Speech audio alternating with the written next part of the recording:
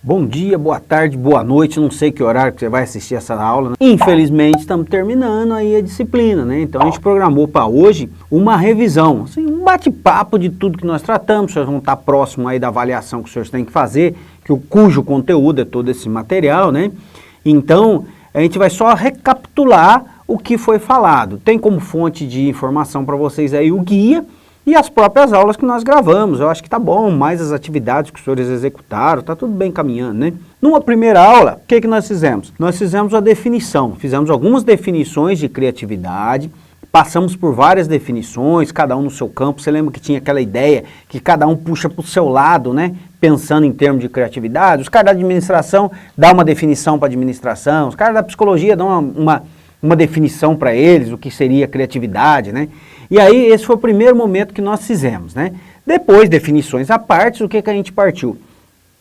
Identificamos o mais importante de todo esse nosso trabalho, que todos somos criativos, não esqueçam disso. Definições são várias. O importante para nós aqui é pensar da seguinte forma: todos somos criativos, todos. Você pode esquecer de tudo que nós falamos aqui, cara, mas se você sair desse conteúdo, dessa disciplina, com a convicção de que você é uma pessoa criativa, fim, consegui meu objetivo, beleza, é isso que eu quero conseguir, tá bom? É basicamente isso que nós trabalhamos o tempo todo. Aí depois disso, nós fomos para vimos um artigo onde tinha alguns conselhos para que cada um fosse um pouco mais criativo. Não sei se vocês se lembram disso. Aquela ideia de se rebelar, aquela ideia de fazer pausa, né? De você fugir do computador, fugir do seu celular, e aquelas outras várias ideias que nós citamos lá, eram 12 no total, que são ideias assim, para que você possa melhorar o seu potencial criativo. São sugestões, né? Esse mesmo artigo que a gente cita lá no guia, ele conta algumas regras, consultaram alguns publicitários, alguns criativos, né? E diziam o seguinte: quais são alguns conselhos para as pessoas serem criativas? A gente vai citar alguns, não significa que sirva para você não. Pode ser que sirva, pode ser que não sirva. Pega qualquer dia dessa aí, tenta ver se você melhorou antes do começo da disciplina e no final. Será que você conseguiu melhorar alguma coisa em sua criatividade? Será que você conseguiu testar alguma daquelas ideias? Ou verificou que aquelas são as que você faz? Ou você faz coisa muito melhor para aumentar a sua criatividade, né? Vimos também as fases de um pensamento criativo, que passa ali pela preparação. Para a gente ser criativo, a gente tem que estar preparado em determinada área, né? Não dá para ter o estalo de Padre Vieira, aquela conversa, né? O Graham Hannas propôs algumas etapas do pensamento criativo, que para ele seria preparação, incubação, iluminação e verificação. O Daniel Goleman propôs no seu livro lá, Espírito Empreendedor, acrescentou mais algumas coisas com relação a esse do Graham Hannas. Então você tem que estar preparado, se preparar para aquilo que você vai fazer. Depois você tem aquela fase da incubação, né? Cozinhar em forno brando, aquela história. Aí vem a parte da iluminação, o eureka, né? E a verificação, deu certo? Beleza. E dentro dessas aí, do Daniel Goleman, ele também fala daquela questão do devaneio, né? Assim, sonhar meio acordado, pô, aquele negócio, para a produção de ideia. Aí depois disso, nós paramos um pouquinho com criatividade, vamos ver com relação à inovação. Fizemos algumas fórmulas matemáticas, né? Que criatividade é ideia mais ação, inovação é criatividade mais produtividade, que inovação seria ideia mais ação mais produtividade. Criatividade, a inovação, perdão, tem que ter um retorno, algum dividendo que possa ser financeiro ou não, né? O que é criatividade? Ideia mais ação. Só ideia não é criatividade. Você ficou só naquela ideia, não adianta. Ideia não, tem que ter ação. Esse foi o segundo tema dentro da disciplina de criatividade. Primeiro criatividade, depois inovação, que é algo, eu imagino que seja assim, algo além da criatividade. Discutimos bastante essa questão dos brasileiros ser bastante criativos, mas pouco inovadores, né? Tá mudando, né? As pessoas estão se comprometendo, estão trabalhando nesse sentido, né? O que nos dá um certo receio, assim, será que estão partindo para a inovação porque estão ficando desempregados?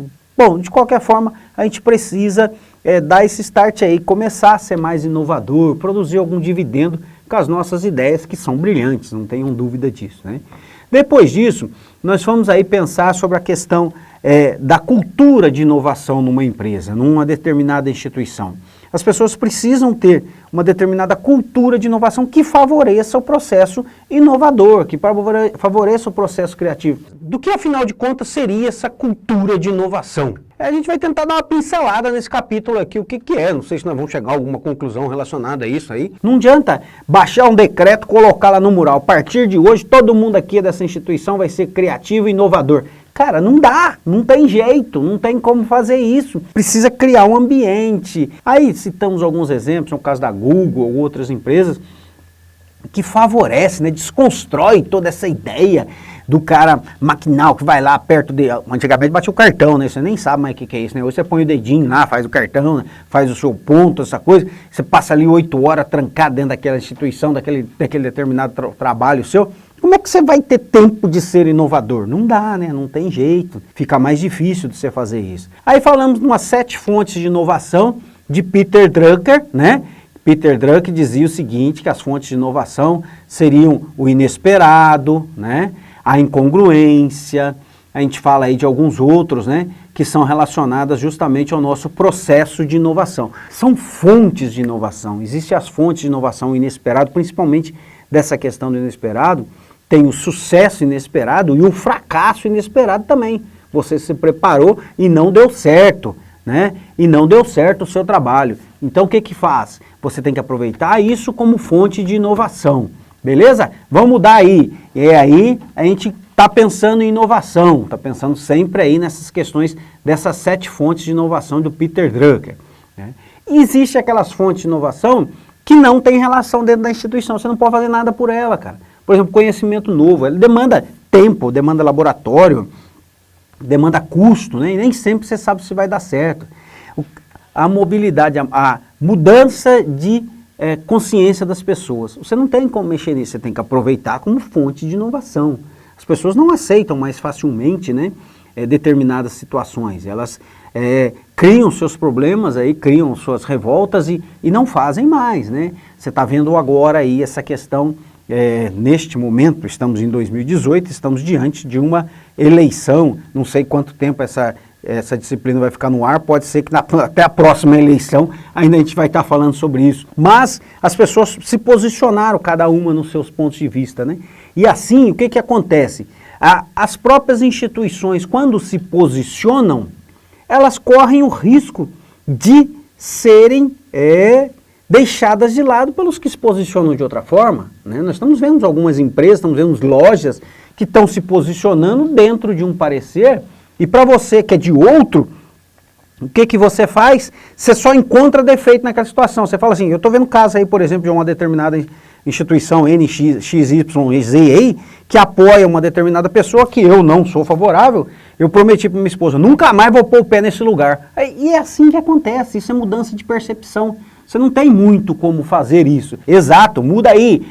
Beleza. Isso é a situação que a gente está tendo, entendeu? Então isso é uma mudança de percepção. A mudança da população demográfica, as pessoas estão vivendo mais. Isso é uma ótima fonte de inovação, né? As pessoas vivem mais. E o velhinho hoje, a velhinha não quer ficar em casa fazendo tricô, não, cara. O cara quer ir dançar, o cara quer ir numa academia, quer aprender, quer continuar estudando. Excelente fonte de inovação. Universidade de terceira idade. Cara, o sujeito quer continuar estudando, o cara quer se divertir. O sujeito já está aposentado, ele vai ficar o dia inteiro naquela vila chata de assistir jornal. Quem que dá conta disso, né? Não tem mais como. Então o mundo muda e isso é uma fonte de inovação que o Drucker aponta, né? Assim, a possibilidade de você fazer uso disso. E no final, no último momento da nossa disciplina, a gente vai falar, falamos o tempo inteiro aí de criatividade, inovação, então isso aí é excelente. Todo mundo é a favor? Sim, todo mundo é a favor no sentido assim, sente a necessidade. Só que o sujeito tem uma barreira, tem várias barreiras a serem enfrentadas, a serem desobstruídas, né? Precisam ser quebradas, tem várias. Então aí surge Domenico Di Masi, né? Um italiano sociólogo que vai falar justamente disso. Precisa quebrar alguns paradigmas. Como, por exemplo, a gente precisa trabalhar menos, né? As mulheres precisam ser mais valorizadas, elas precisam estar mais no mercado de trabalho, né? O seu foco de trabalho é diferente dos homens. Os homens têm que aprender com as mulheres como se trabalha, né? Ter uma forma de trabalho onde que você traga o sentimento também para próximo disso. A forma da mulher ver a sociedade, da mulher ver o trabalho é diferente da do homem. Esse tipo de coisa O De Masi fala muito, né? Então, essa sensibilidade precisa ser trazida ao trabalho. E ele fala no ócio criativo, né? O ócio criativo seria aquele momento seu que você vai gastar para não fazer nada, mas para estar pensando em como ser criativo.